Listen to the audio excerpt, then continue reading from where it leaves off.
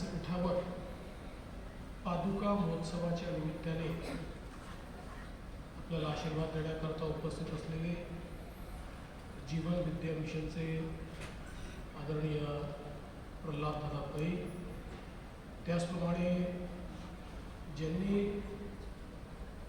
आधुनिकता आणि अध्यात्म या दोन्ही गोष्टी एकत्रित आणल्या ते सकाळ माध्यम समूहाचे प्रमुख श्री अभिजित पवार, श्री अंकित काणे या ठिकाणी उपस्थित असलेले सर्व भगिनी आणि बंधू आणि सगळ्यात महत्त्वाचं सूक्ष्म रूपाने पादुकांच्या स्वरूपात या ठिकाणी उपस्थित असलेली आमची सर्व गुरुशक्ती, या सर्व शक्तीला मी सर्वप्रथम वंदन करतो. अभिजितजींचं मी अतिशय मनापासून अभिनंदन करेन की भक्तिशक्ती व्यासपीठाच्या माध्यमातून एक असं मिशन त्यांनी सुरू केलेलं आहे की ज्यामध्ये एक सश्रद्ध समाज तयार होईल, एक समतायुक्त समाज तयार होईल आणि आमचे संकुचित विचार सोडून आम्ही सर्व एक आध्यात्मिक बैठक आपल्या ठाई निर्माण करून आपल्या देशाच्या, आपल्या समाजाच्या कल्याणाकरता काम करू शकू, अशा प्रकारची व्यवस्था उभं करण्याकरता खरं म्हणजे हे भक्तिशक्ती व्यासपीठ तयार झाले. पादुकांचं महत्त्व किती आहे हे आपल्याला माहिती आहे, कारण प्रभू श्रीराम ज्यावेळेस वनवासात होते त्यावेळी भरतांनी त्यांच्या पादुका घेतल्या आणि सांगितलं की तुमच्या नावानं मला राज्य चालवायचं आहे आणि म्हणून तुमच्या पादुका द्या. त्या पादुका सिंहासनावर बसल्यानंतर त्या केवळ पादुका नव्हत्या, तर त्या पादुकांच्या स्वरूपामध्ये प्रत्यक्ष श्रीराम त्या ठिकाणी आहेत अशा प्रकारच्या मानसिकतेने ते राज्य 14 वर्ष चाललेलं आपण त्या ठिकाणी बघितलं. आणि म्हणूनच आपण आपल्या विचारांमध्ये असं मानतो की आत्मा कधीच मरत नाही, व्यक्ती हा कधी शरीरात असतो, शरीररूपी असतो, कधी सूक्ष्मरूपी असतो. पण सूक्ष्मरूपी आमचे जे गुरुजन आहेत, ज्यांनी आम्हाला दिशा दिली, मार्ग दिला, हे आमच्यासारख्या ज्यांना योगिक साधना नाही आहे अशा सामान्य माणसाला कसे अनुभवता येतील, तर त्या सूक्ष्म रूपाचं प्रतीक या पादुकांमध्ये आपल्याला पाहायला मिळतं. आणि म्हणून आपण पादुकांचं दर्शन घेतल्यानंतर जणू काही गुरुमाऊलींचंच दर्शन आपल्याला झालेलं आहे अशा प्रकारची अनुभूती आपल्याला येत असते. आणि म्हणूनच आपल्या समाजामध्ये पादुकांचं महत्त्व मोठं आहे. आणि आज या ठिकाणी 21 पादुका आलेल्या आहेत. अशा गुरुजनांच्या त्या पादुका आहेत की ज्यांनी समाजाला दिशा दिली, ज्यांनी समाजाला विचार दिला, ज्यांनी समाजाला जीवनमूल्य दिली. आणि म्हणूनच मला असं वाटतं की अशा प्रकारच्या पादुकांच्या दर्शनातून एक सकारात्मकता, एक पॉझिटिव्ह एनर्जी, एक सकारात्मक ऊर्जा ते आपण सगळे घेऊन जाऊया आणि आपल्या जीवनामध्ये जे जे कार्य करतो त्या त्या कार्यामध्ये मूल्य अधिष्ठित अशा प्रकारचं जीवन कसं जगता येईल, एक प्रकारे आपल्या जीवनाला भक्तीचं, अध्यात्माचं या ठिकाणी कशा प्रकारे आपल्याला त्याच्यामध्ये काम करता येईल अशा प्रकारचा प्रयत्न आपण सगळे मिळून करूया.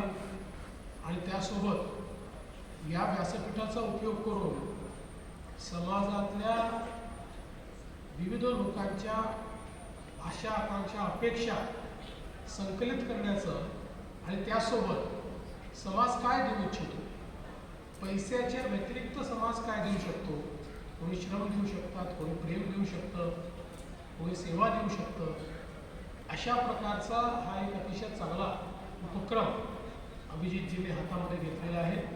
त्याबद्दल देखील मी त्यांचं मनापासून अभिनंदन करतो आणि एवढंच आश्वस्त करतो की या भक्तिशक्ती व्यासपीठाला जे काही अपेक्षित आहे ते राज्य सरकारच्या माध्यमातून करण्याचा प्रयत्न आम्ही निश्चितपणे करू. या चांगल्या कार्यक्रमामध्ये आपण निमंत्रित केलं त्याबद्दल आभार मानतो आणि माझे 2 शब्द संपवतो. जय हिंद, जय महाराष्ट्र.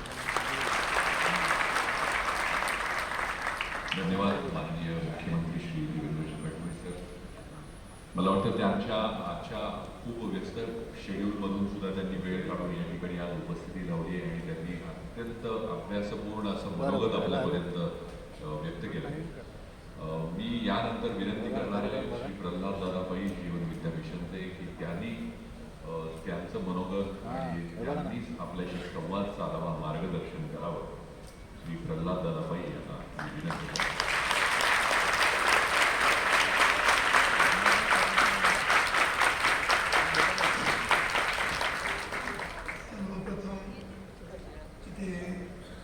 जे 21 संतांचे पादुका आहेत त्यांना मी नमन करतो. तसेच माझे वडील सद्गुरू श्री वामनराव पै, माझी आई यांना मी वंदन करतो. व्यासपीठावर आपले माननीय मुख्यमंत्री साहेब पवारसाहेब यांना माझं वंदन, तसंच समोर जमलेले सर्व उपस्थितांना माझं वंदन. मी सुरुवात आमच्या प्रार्थनेने करतो, ज्यांना म्हणता येईल त्यांनी म्हणावी. हे ईश्वरा सर्वांना चांगली बुद्धी दे, सर्वांना सुखात आनंदात ऐश्वर्यात ठे, सर्वांचं भलं कर, कल्याण कर, रक्षण कर आणि तुझे गोड नाम मुखात अखंड राहावे.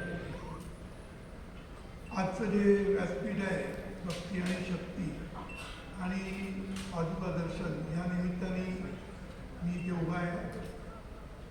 आपले माननीय अभिजित पवार साहेबांनी मला इथे आमंत्रित केल्याबद्दल त्यांना मी धन्यवाद देतो. खरं म्हणजे आजचा दिवस जो आहे 8 मार्च म्हणजे महिला दिन आहे आणि मगाशी त्यांनी म्हटल्याप्रमाणे महिला खरं म्हणजे भक्ती आणि शक्तीचं रूप म्हणजे महिला असतं. त्यामुळे महिला दिनाचं औचित्य साधून त्यांनी हे जे भक्ती आणि शक्तीचं व्यासपीठ निर्माण केलेलं आहे त्याबद्दल त्यांना खरंच धन्यवाद देतो. सर्व महिलांना मी शुभेच्छा देतो या दिनानिमित्त. आता भक्ती आणि शक्ती या 2 गोष्टी खूप महत्त्वाच्या आहे असं त्यांनी सांगितलं मगाशी.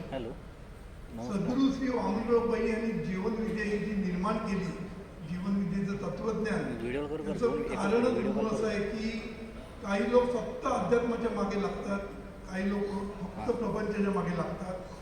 प्रपंच आणि परमार्थ किंवा भक्ती आणि शक्ती यांचं समन्वय साधणं हे खूप गरजेचं असतं.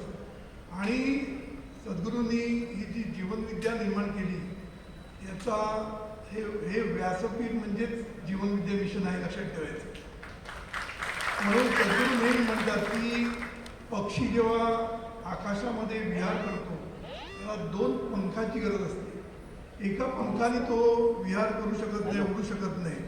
तसं माणसाला पण जीवनामध्ये जर आनंदाने, सुखाने, समृद्धीने जर विहार करायचा असेल तर त्याला पण 2 पंखाची गरज असते. आणि हे 2 पंख म्हणजे भक्ती आणि शक्ती, प्रपंच आणि परमार्थ, ईश्वर आणि ऐश्वर्य, विकास आणि विवेक या दोन्ही पंखाची गरज असते. त्यामुळे एका पंखाने आपण उडायचा जे प्रयत्न करतात ते आपटतात. म्हणून आपल्याला कुठल्याही गोष्टी करायच्या असतील तर भक्तीचे संस्कार होणं खूप गरजेचं असतं. आणि आपण आता इथे पादुकाचं दर्शन घेणार आहोत. आता सद्गुरू नेहमी म्हणतात की दर्शन घेऊन चालत नाही तर मार्गदर्शन पण घेतलं पाहिजे.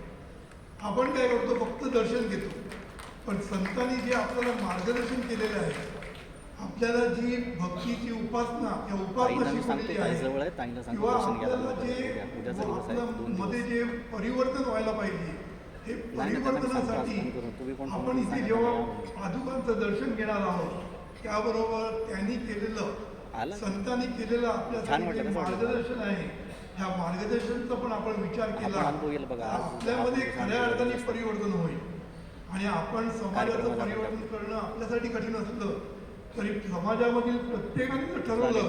भेटू की आपण मी लवकरच. माझ्यामध्ये परिवर्तन करेन मी या भक्ती आणि शक्तीचा सुरेख समन्वय साधेन परवा आलो तर मला म्हणजे भेट झाली. प्रपंच आणि परमार्थाचा मी सुरेख समन्वय आज साधेन समोर आपलं असं जर दर्शन झालं. प्रत्येकाने जर ठरवलं तर मला वाटतं भारत देश नुसता महासत्ता होणार नाही तर विश्वगुरु पण होणार आहे याच्याबद्दल मला शंका नाही. हां हां आता भक्ती म्हटली की प्रत्येकाला असं वाटतं की हो, फक्त साहेब. दर्शन घेतलं किंवा पूजा अर्चा केली टेन्शन तीर्थयात्रा जास्त केलं टेन्शन यज्ञयाग घेतलं. केलं आम्ही बघून घेतली. म्हणजे भक्ती भक्ती म्हणजे खरी ही वृत्ती आहे लक्षात हॅलो. ठेवायचं आणि ही हो, वृत्ती म्हणजे हो, सर्व हो. संतांनी आपल्याला टेन्शन म्हणजे सांगितलंय असं ना, की घरी वसुदैव आलं ना, कुटुंबकम की सांगितलंय ईश्वरच सर्व पाणी भूतानाम पाणी सांगितलेलं पाणी आहे त्याच्यामुळे.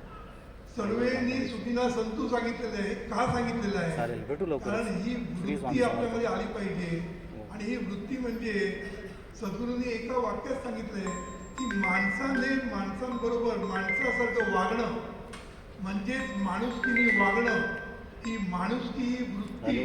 हीच खरी भक्ती आहे असं सद्गुरूंनी ठळकपणे सांगितलं म्हणून भक्ती ही उपासनेने सुरुवात होते म्हणजे दर्शनाने सुरुवात होते आणि मार्गदर्शनाने संपते आणि मार्गदर्शन नुसतं ऐकायचं नसतं तर मार्गदर्शनाने आपल्यामध्ये जे परिवर्तन करायचं असतं माणुसकीची जी वृत्ती आपल्यामध्ये निर्माण करायची असते ही वृत्ती खऱ्या अर्थाने भक्ती आहे हे समजून घेऊन हॅलो. मला वाटतं आज जे भक्ती आणि शक्तीचं व्यासपीठ आहे या अनुषंगाने मुंबईला प्रत्येकाने आपल्या मुंबईला कार्यक्रम आहे पैसा कमवताना कारण शेवटी शक्ती म्हणजे काय सत्ता सत्ता असू दे पैशानी सत्ता मिळते सत्ता बाकीच्या गोष्टीने मिळते म्हणून उद्योगामध्ये असू दे कुठल्याही क्षेत्रामध्ये असू दे म्हणून सद्गुरूंनी उद्योग हा खरा योग आहे म्हणून सांगितलं नंतर जो दुसऱ्यांना उपयोगी पडतो तो खरा योगी म्हणून सांगितलेला आहे म्हणून आपण या गोष्टी जर लक्षात घेतल्या तर नुसती उपासना करून भागणार नाही उपासना करता करता या संपूर्ण सगळ्या सद्गुरूंनी सगळ्या संतांनी जीवनविद्येने जे मार्गदर्शन आपल्याला केलेलं आहे त्या मार्गदर्शनाप्रमाणे आपण जर वागलो तर आपण खऱ्या अर्थाने सुखी होऊ नाहीतर पैसा मिळून कोणी जगामध्ये सुखी झालेला नाही आज सगळे पैसेवाल्यांनी बऱ्याच लोकांनी आत्महत्या केली आणि काय काय केलेलं आहे मुंबईला आलोय खऱ्या अर्थाने सुखी व्हायचं असेल तर भक्ती आणि शक्ती पैसा आणि परमेश्वर ईश्वर आणि ऐश्वर एकत्र नांदलं पाहिजे आणि हे जर नांदलं तरच आपण सुखी होऊ शकतो आणि सद्गुरूंनी अजून एक विचार मांडला की माणूस एकटा सुखी होऊ शकत नाही सर्वेनी सुखीना संतू का म्हटलेलं आहे की माणूस हा प्रत्येकावर अवलंबून असतो संपूर्ण हे जे जगामध्ये माणसं आहेत किंवा जगामध्ये जे जे काही आहे ते सर्व एकमेकांना चर आणि अचर ज्याला म्हणतो आपण लिव्हिंग अँड नॉन लिव्हिंग जे म्हणतो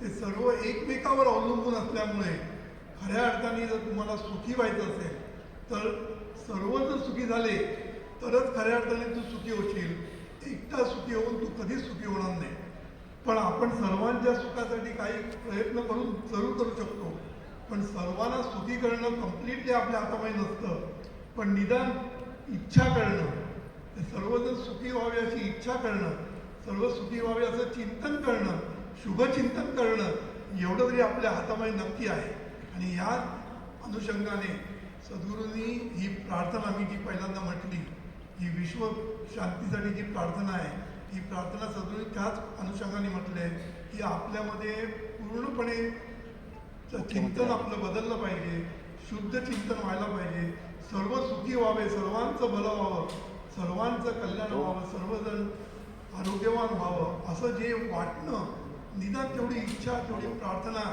तेवढे ब्लेसिंग जर आपण दुसऱ्याला दिले तर त्या नक्की आपण त्या अर्थाने सुखी होऊ शकतो म्हणून हे भक्ती आणि शक्ती व्यासपीठ आपल्याला जे दिलेलं आहे ह्या व्यासपीठाचा आपण मला वाटतं सतत उपयोग करावा आले ठेवू का भक्तीची आणि शक्तीची दोघांची आपण इथे व्याख्यानं ठेवून किंवा असे निरनिराळे उत्सव करून आपण हे विचार अभिजित पवार साहेबांचे विचार आपण सर्वांकडे नेऊ शकतो.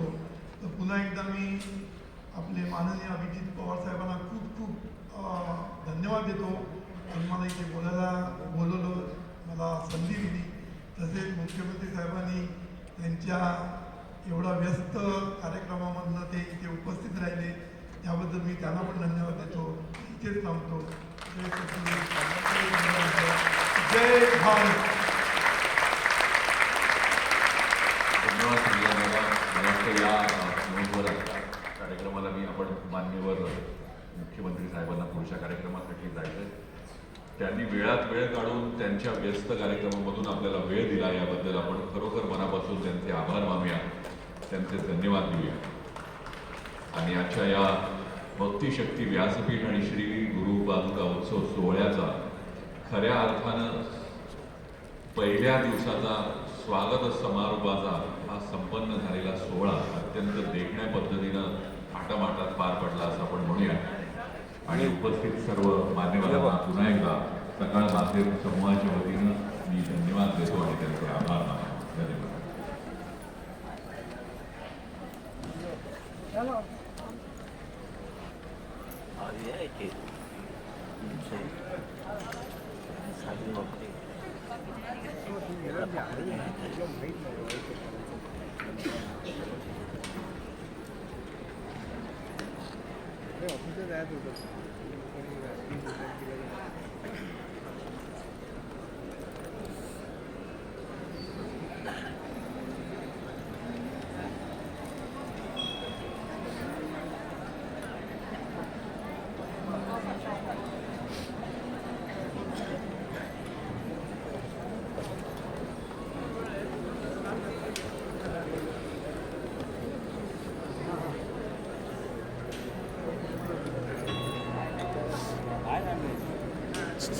वो मंदिर का पाऊँ बसता है